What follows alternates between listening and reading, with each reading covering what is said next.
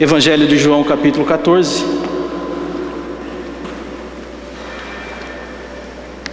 Nós leremos do verso 1 ao 6. Evangelho de João, capítulo 14. Nós leremos do verso 1 ao 6, dando continuidade à nossa temática do mês, que é Aprendendo com Jesus.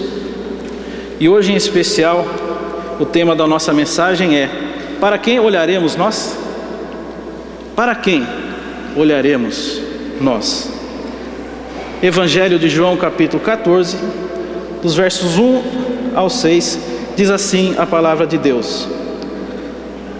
Palavras de Jesus: não se turbe o vosso coração, credes em Deus, crede também em mim. Na casa de meu Pai há muitas moradas. Se não fora, eu vou-lo teria dito, pois vou preparar-vos lugar. E quando eu for vos preparar lugar, voltarei e vos receberei para mim mesmo, para que onde eu estou, estejais vós também. E vós sabeis o caminho para onde eu vou. Verso 5: disse-lhe Tomé: Senhor, não sabemos para onde vais, como saber o caminho? Jesus responde: eu sou o caminho, e a verdade, e a vida. Ninguém vem ao Pai a não ser por mim. Eu sou o caminho, a verdade e a vida. Ninguém vem ao Pai se não for por mim. Oremos. Pai, nós te agradecemos pela tua palavra. Aqui está o teu povo e rogamos ao teu Santo Espírito que venha encher a nossa vida, venha nos alimentar com a tua palavra, que corrige, que consola, que conforta e que nos ajuda a andar nos teus caminhos. Muito obrigado. Nós oramos agradecidos em nome de Jesus. Amém. Se notarmos anteriormente no capítulo 13, algumas situações estão ocorrendo entre os discípulos. No capítulo 13, no verso 21, Jesus, em conversa com seus discípulos, ele anuncia aos seus discípulos que entre eles está o traidor. Jesus, juntamente com seus discípulos, anuncia que entre eles, entre os discípulos, entre os 12, entre aqueles que estavam caminhando sempre junto a Jesus, estava o traidor. Essa situação gera desconforto, gera desconfiança e inquietação entre os discípulos. Essa é a primeira situação. Numa segunda situação, ainda no capítulo 13, no verso 21, no verso 33, aliás, Jesus conversando com seus discípulos, ele diz que logo não estará mais com eles. Jesus anuncia a eles que mais um tempo ele não estaria mais com seus discípulos, e diz também que para onde ele vai os discípulos não podem ir. Em uma terceira situação, no capítulo 13, no verso 38, Jesus diz cara a cara com o apóstolo Pedro, que Pedro iria traí-lo. A traição, a perda e uma notícia desconcertante, especialmente para Pedro. Notamos aí que um turbilhão de sentimentos angustiantes tomava conta dos discípulos, quando é anunciada a traição, a perda de seu mestre e a falha de Pedro ao negar Jesus. Para os discípulos, o mundo estava desabando, o sonho estava acabando. Todos os sinais que fizeram em nome de Jesus, todos os sinais que viram Jesus fazer e todos os seus ensinamentos até aquele momento, toda aquela alegria, todo aquele sentimento de segurança dá agora lugar à tristeza, dá lugar agora ao desânimo e ao sentimento de desamparo, dá lugar aos questionamentos e dá lugar ao porquê. Algo bom não estava acontecendo. E esses sentimentos têm um ponto mais alto quando Jesus é crucificado. Quando o mestre deles, aquele que fez tantas curas, aquele que perdoava pecados, aquele que ressuscitava os mortos e aquele que dava autoridade aos discípulos, o Messias estava agora pendurado em uma cruz, sofrendo uma morte pública, angustiante e também humilhante. Faço uma pergunta aos irmãos: o que poderia ser pior do que isso? O que poderia ser pior do que aquele momento em que vemos tudo desabar diante dos nossos olhos, diante de nós, sem que nós não possamos fazer nada?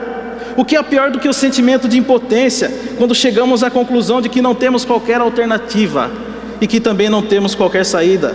Quando o que podemos fazer é somente contemplar com nossos olhos tudo ruir e desabar diante de nós. O que pode ser pior do que isso?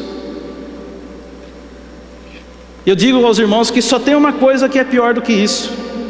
Só tem uma coisa pior do que todos os momentos angustiantes, do que todos esses sentimentos ruins que acompanham esses momentos e do que essas circunstâncias. É quando acaba a esperança, é quando acaba a alegria e a fé é abafada pelas circunstâncias.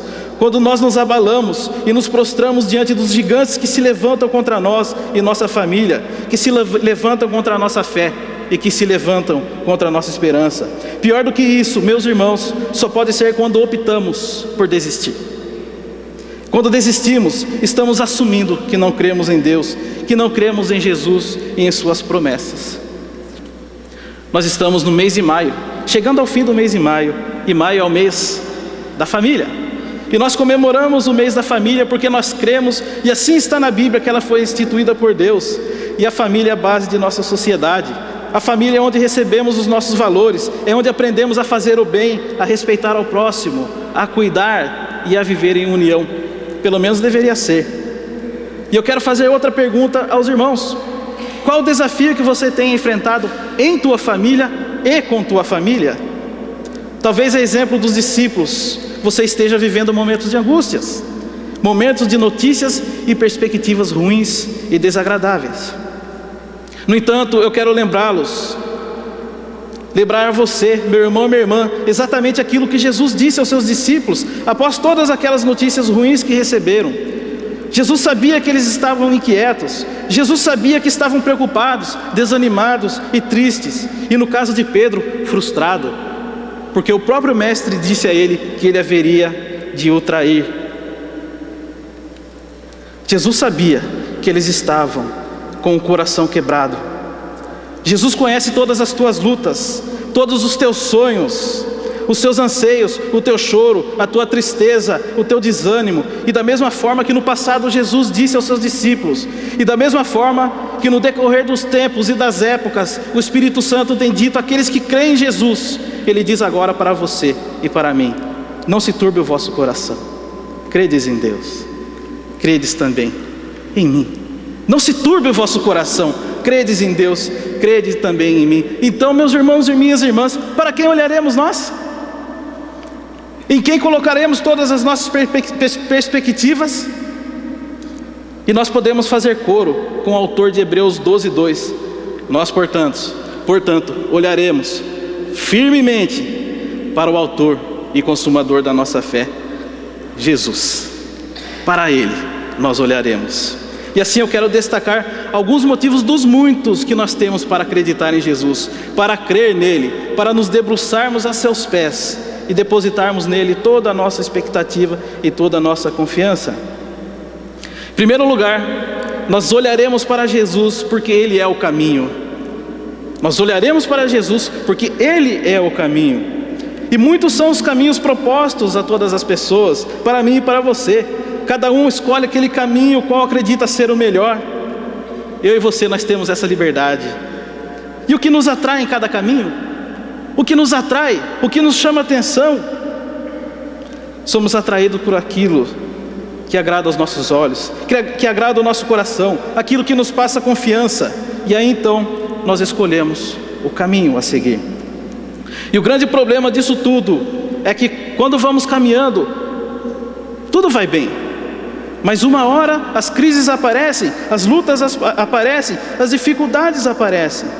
Momentos de crises, enfermidades, o relacionamento e a confiança se abalam entre as pessoas da mesma família. E quando isso acontece, somos tomados por um sentimento de dúvida, ficamos desorientados e começamos a buscar outras alternativas. Começamos a buscar outros caminhos, falamos de Jesus, cantamos de Jesus, mas buscamos outras alternativas. E aí nós fazemos a mesma pergunta, o mesmo questionamento que Tomé fez: como saber o caminho? Como saber o caminho? No livro de Atos, capítulo 16, um carcereiro, com muito medo, muito temeroso, pergunta a Paulo e Silas sobre o que deveria fazer para ser salvo. E a resposta de Paulo e Silas, ela é clara e ela é imediata. E vocês conhecem: crê no Senhor Jesus, que será salvo, tu e a tua casa. Quando Jesus afirma que Ele é o caminho, Ele está nos dizendo que não há outra forma de transformação na vida de uma pessoa, não há outra forma de restauração em uma família, a não ser por Jesus, o nosso Senhor. E se por acaso ainda há dúvida no coração dos irmãos, com respeito a toda a nossa expectativa e confiança em Jesus, se nós notarmos ainda na história do carcereiro, no capítulo 16 de Atos, no versos 33 e 34, diz assim: naquela mesma hora, foi ele e todos os seus batizados.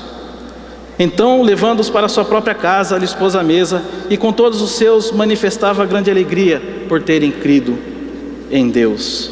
Naquela mesma hora, naquele mesmo momento da noite, foi ele batizado, juntamente com os seus. E naquele momento houve salvação naquela casa. Qual o caminho que você tem buscado as soluções para as tuas lutas? Eu pergunto para os irmãos.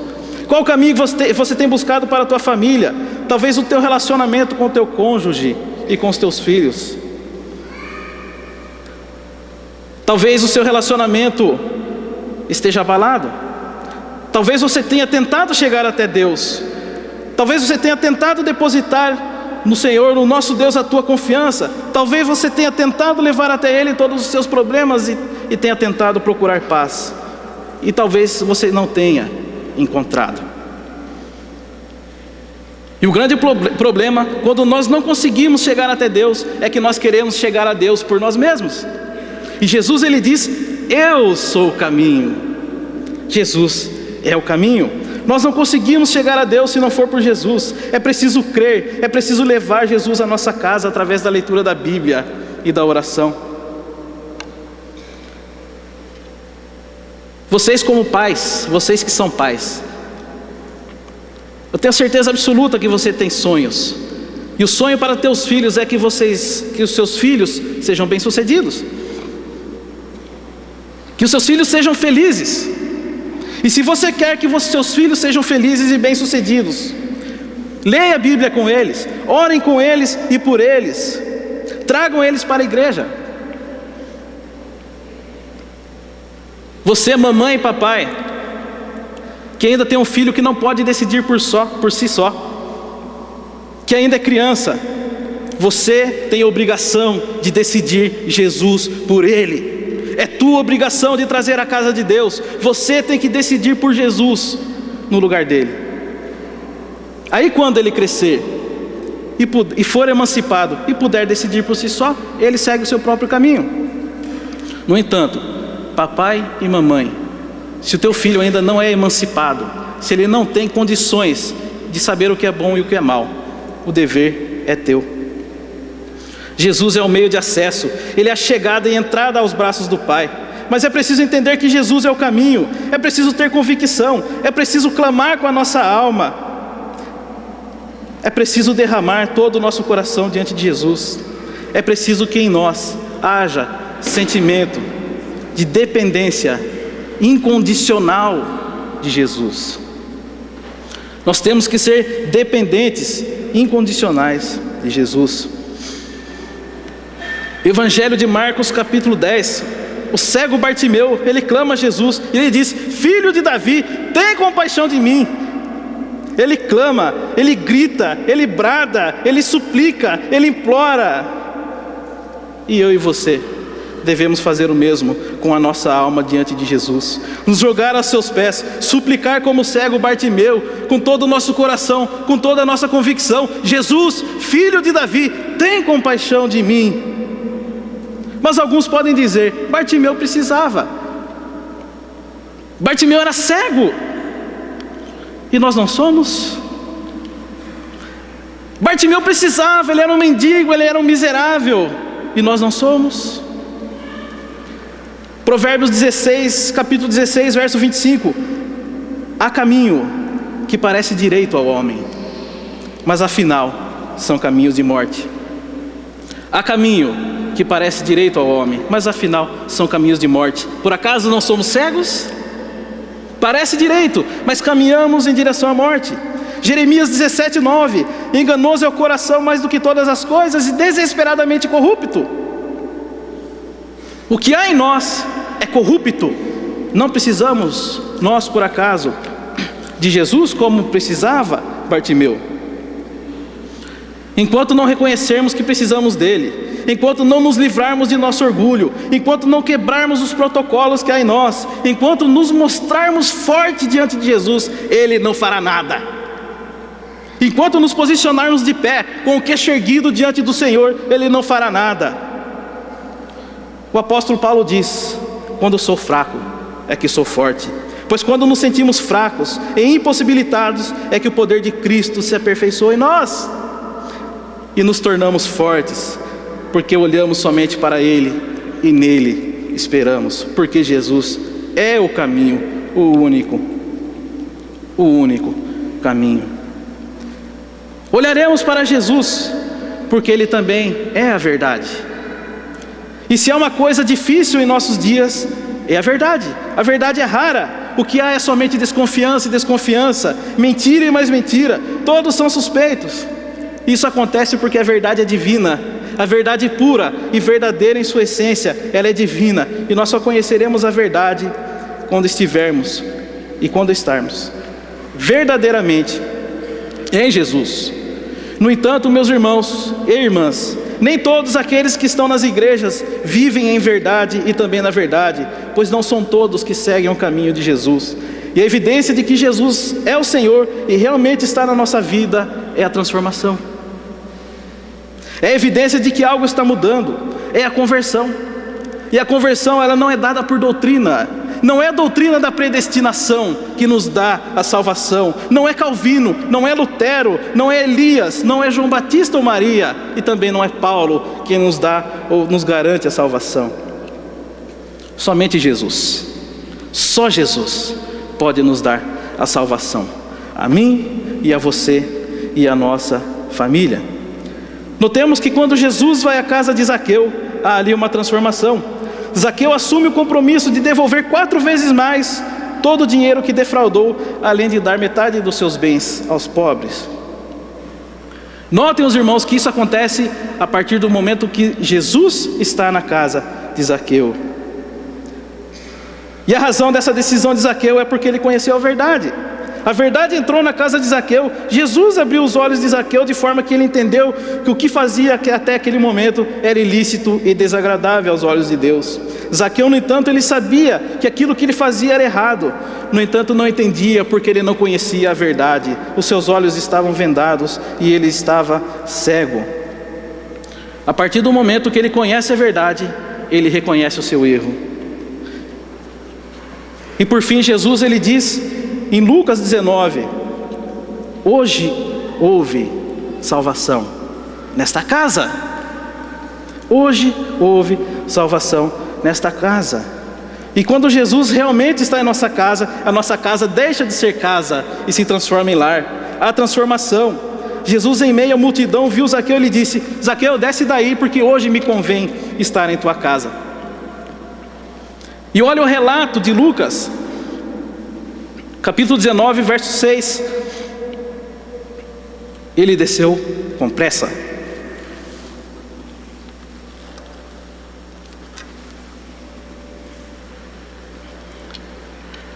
Zaqueu, desce daí, hoje eu vou na tua casa. E o relato de Lucas 19, 6. Ele desceu com pressa e recebeu Jesus com alegria.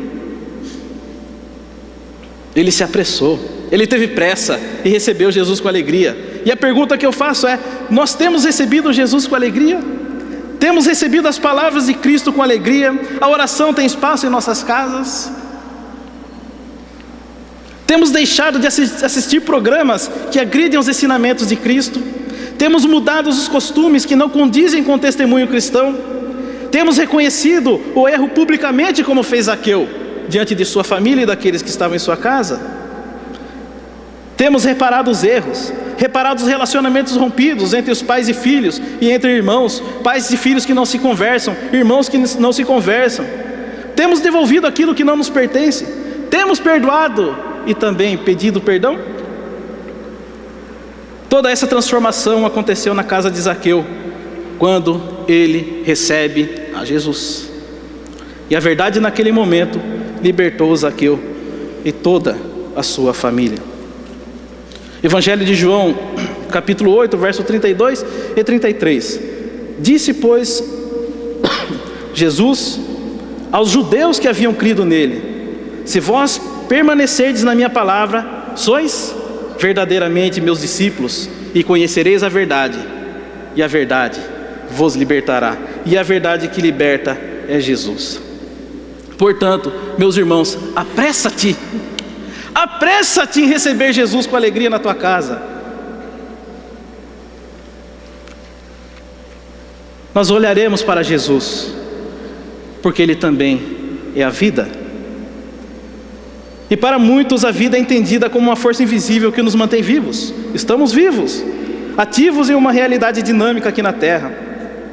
Por outro lado, o grande medo, aquilo que mexe conosco, a morte, é entendida como o fim literal de uma vida. O total desligamento das atividades de uma pessoa, do ser humano na terra, e o fim da sua existência. É possível que uma pessoa viva, uma pessoa que respira, esteja morta? Será que é possível que um ser humano que ainda esteja em plena atividade possa ser considerado como sem vida? Jesus diz: eu sou a vida. E o apóstolo Paulo, no livro de Efésios, capítulo 2, verso 1, ele diz: Ele vos deu vida, estando vós mortos em seus delitos.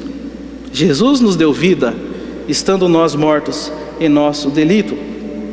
A resposta para esta questão está clara na Bíblia. Estamos mortos em nossos delitos, separados de Deus pelo pecado, longe do caminho, longe da verdade e sem a vida. Há um vazio enorme dentro das pessoas.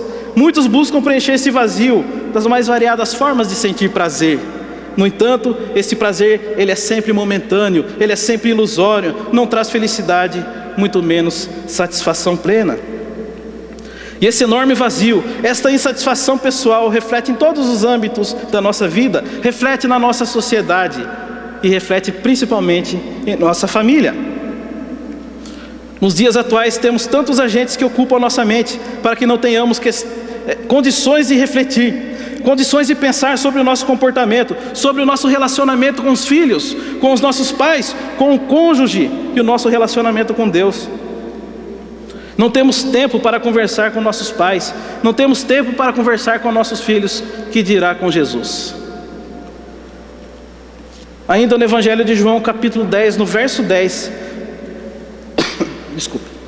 Jesus ele diz o seguinte: eu vim para que vocês tenham vida, e vocês tenham vida em abundância, vida plena. Jesus ele veio para nos dar vida. Vida é esta que está além de uma concepção terrena, vida que nos liga ao Pai. Ele veio para restaurar todas as áreas da nossa vida, Ele veio para nos dar nova esperança e um novo recomeço. Notemos o que Paulo afirma em 2 Coríntios 5, capítulo 17: quem está em Cristo é nova criatura. As coisas antigas já se passaram, tudo se fez novo. As coisas antigas já se passaram. Jesus nos dá nova vida, restaura nosso ser. Jesus restaura a nossa família. Jesus restaura nossos relacionamentos. Ele nos dá um novo caminho. Jesus nos dá um novo sentido. Tudo novo e tudo diferente em nós. Vivam Jesus. Ele é vivo, Ele é verdadeiro. Ele tem que sair das páginas da Bíblia para viver em nossa vida. Meu irmão, minha irmã, me permita fazer alguns questionamentos, e me perdoe se eu soar indelicado, não é essa a minha intenção.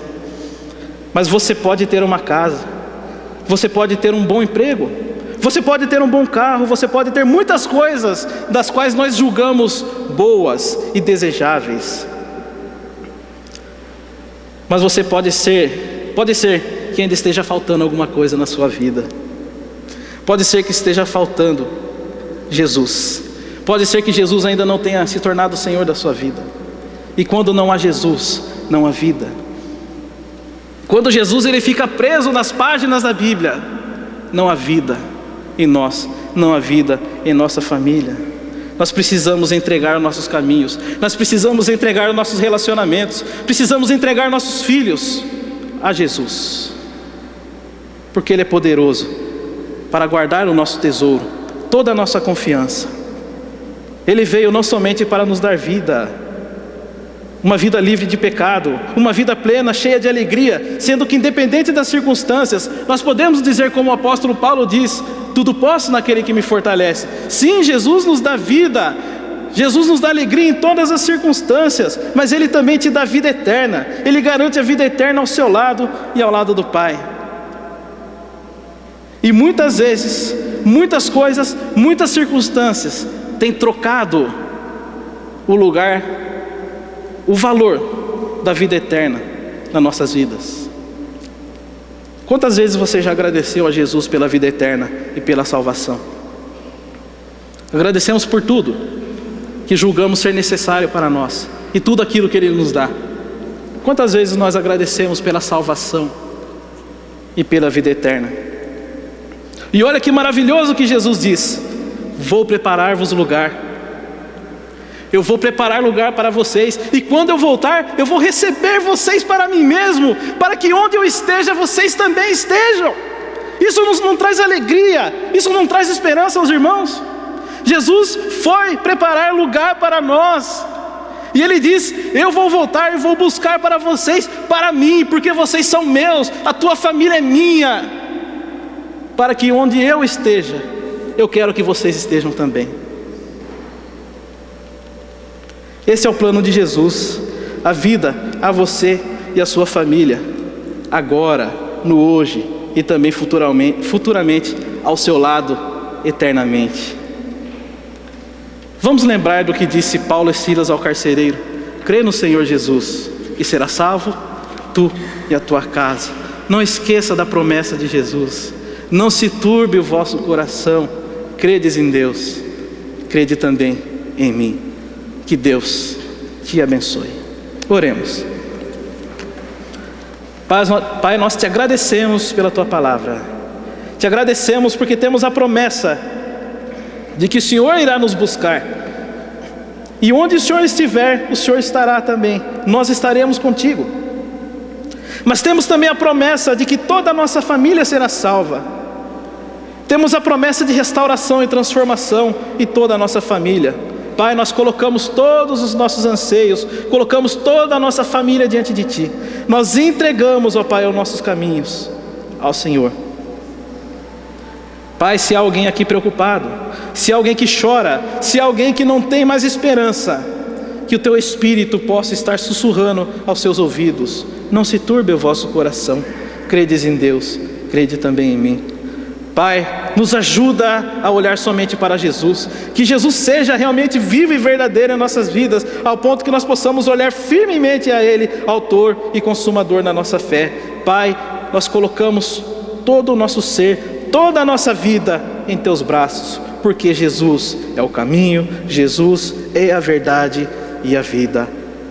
Muito obrigado pela Tua palavra, pelo Teu carinho e pela redenção em Jesus, o nosso Senhor. E é no nome dele que nós oramos. Amém.